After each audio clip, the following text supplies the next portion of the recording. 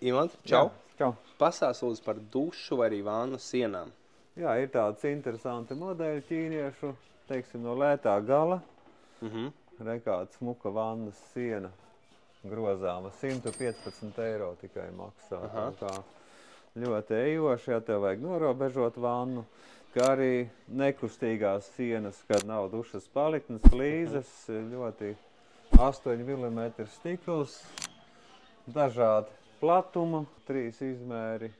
Protams, būs kaut kāds tāds kronšteiniņš vēl jāpiepērk, bet tā, uz ātro pa lēto var ļoti labi likt. Tāpat var viņas kombinēt, teiksim, šito sienu ar durvīm, aile piepirkt magnētus klāt, lai varētu, teiksim, dušas stūri uztaisīt.